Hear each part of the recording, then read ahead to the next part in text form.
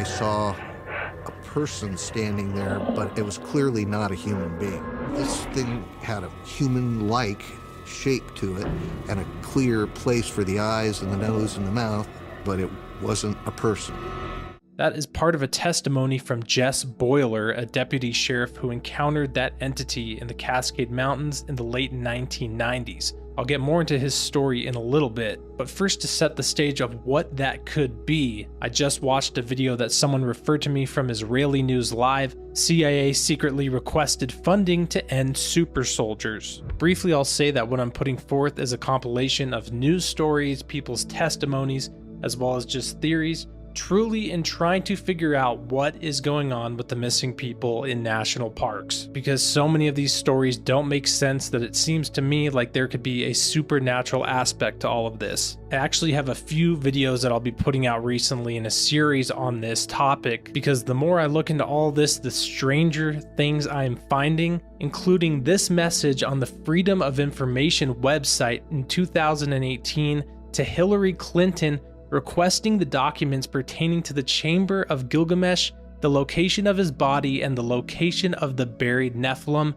Yes, that is a real message sent to Hillary Clinton, but that will be tied to a video I'll be putting out soon, maybe even my next video, because it is so interesting. Now, to get into the topic of this video, the CIA secretly requested funding to end Super Soldiers program. Again, this video is on Israeli News Live. I watched it a few times, and I'll give you a brief overview of this Super Soldier program that he mentions. First, he doesn't give any links to any websites referencing anything regarding to this, so I don't know if this is inside knowledge that he's getting, so pretty much we're just going off of someone's word here. But what he explains in this video is that there was a Super Soldier program in which human beings were mixed with animals in what was a voluntary program that got completely out of hand, to where these people turned into a type of hybrid creature that was dropped off in China, in Russia, and in the forests of Canada and the United States. These things are pretty much the type of being that would be referenced as a wild man or a Sasquatch or a giant, the offspring of the Nephilim. And while this theory is just that, a theory, no news sources behind it,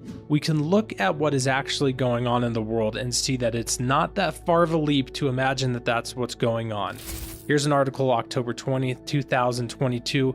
Proof of CIA trying to create super soldier. Money trail leads to this DNA editing firm. I'll read a brief section from this article. Speculation that the Central Intelligence Agency of the USA is hoping to create enhanced humans has been sparked by the spy organization's investment in a biotechnology company. The CIA has invested in a firm which aims to resurrect extinct animals. Colossal Biosciences is actively working to bring mammoths back to life. The company also wants to bring back the thylacine and the dodo bird. Colossal is working on resurrecting these dead animals through DNA editing. If the project succeeds, the resulting animal will not be an authentic mammoth, but an elephant with key mammoth-like features. The article goes on to list multiple DNA genetic manipulation companies that the CIA has been investing in. That company, Colossal, plans to genetically bring back to life a woolly mammoth by the year 2027. Now, why, of course, would they want to do this? Well, they want to find and bring back the Nephilim bloodlines to create the mighty men of old told to us in Genesis 6:4. We know in the last days there are multiple entities that come upon the earth, men's hearts failing them for things that are coming upon the earth. And in the very last days of Revelation, there is entities and things all over the place. This could very well be tied to what is going on here. We know, of course, that giants existed because the Bible tells us so, as well as pretty much every ancient culture on the earth has depictions and stories of giants passed down or painted in cave paintings, and the Smithsonian themselves have been covering up this truth for years. Now, why would the Smithsonian cover that up? Well, because it goes against the theory of evolution that they teach all throughout the world.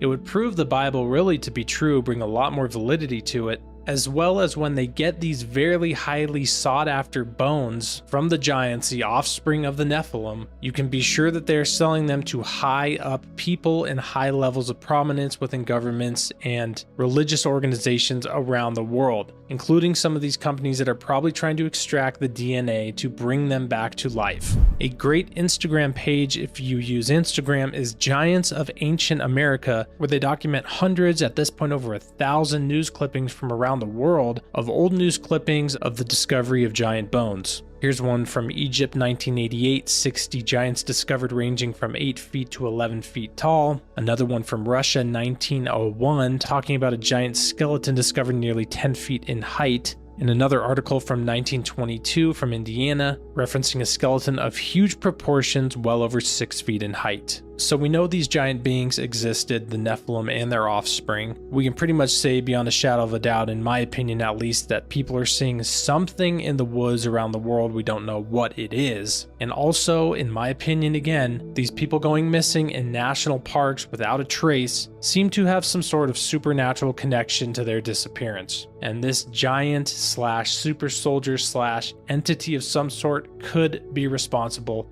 and that's the angle I'm looking at here. And you can't talk about missing people in national parks without mentioning Missing 411 and the work of David Paulides. If it weren't for him and his work, this subject wouldn't even be on the map for 99.9% of us. I'll link to David Paulides' YouTube channel in the description below. Lots of good information there. I recommend you check it out, as well as he just released a documentary, and I highly recommend that as well. It was very good. I also in this video don't want to talk about any specific case of a missing person, but we know at this point there's hundreds and hundreds of cases of these people who just seemingly disappear, and I want to point out a few of these characteristics. Many times these disappearances are happening in geographical clusters, near bodies of water, near granite. Now some of the strangest characteristics are sometimes these people are found in areas that have been searched multiple times, as well as the canine units that are used often become confused, can't find a scent, or the scents just disappear. Same with tracks. When the person is being tracked, the tracks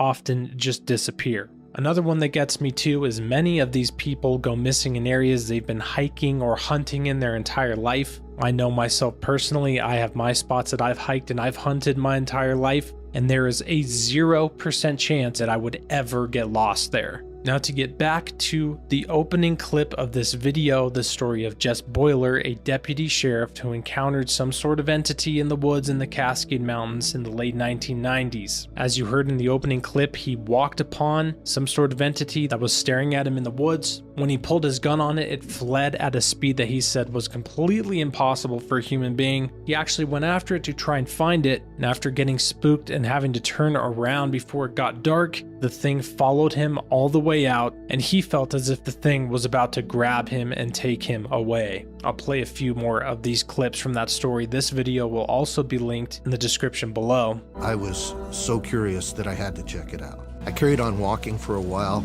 but I was feeling a little nervous. It was darker than it should be for me to get back to the car before dark, and I didn't have a flashlight. The idea that I couldn't see him, but he could see me, made me very uncomfortable. That's just a prescription for an ambush. That's when I heard a second snap. He wasn't just watching me or running away from me. He was tracking me. I was convinced that I was going to die, and that I was going to die in a very bad way.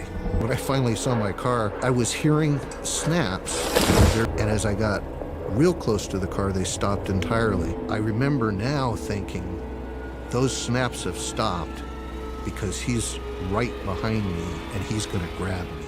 Is this what's going on in our national parks? Is there some sort of entity that's lived on from the Genesis 6.4 era? Is it something that even our own government or the governments around the world have been gene splicing and creating and releasing into the woods as referenced in that Super Soldier video? Or is there some other supernatural phenomenon going on that is tied to the UFO phenomenon or some other thing, maybe involving portals or something? We don't know. It's all theories right now. But I think an increase in paranormal activity could very well be what's taking place, of the veil of the evil realm is becoming weaker or starting to break through more as we head into the last days and the soon second coming of the Lord Jesus Christ. Let me know what you think in the comments below. Thanks for watching, and God bless.